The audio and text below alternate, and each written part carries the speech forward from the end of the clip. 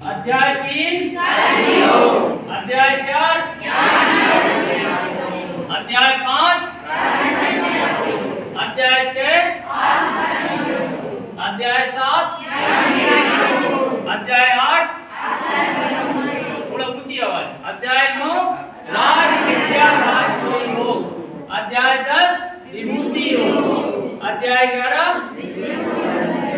विश्व रूप दर्शन योग, अध्याय 12 भक्ति योग, अध्याय 13 अध्याय 14 गुण त्रय विभाग, अध्याय 15 अध्याय 16 देवासुर संपद विभाग योग, अध्याय 17 और अध्याय 18। अब महत्वपूर्ण बात है, जिनको डिप्रेशन रहता है, तनाव है, 24 घंटे चिंता में रहते हैं, उनको पता नहीं क्या करना है क्या नहीं करना, ऐसी स्थिति बन गई थी किसकी? अर्जुन की। तो अध्याय 1 में अर्जुन जी ने अपनी समस्याएं किसको बताई थी? भगवान श्री कृष्ण को। फिर भगवान श्री कृष्ण ने अर्जुन की पूरी समस्याओं को समझा, फिर अध्याय 2 से अपना ज्ञान देना शुरू किया। इसलिए अध्याय 2 का क्या नाम है? सांख्य योग।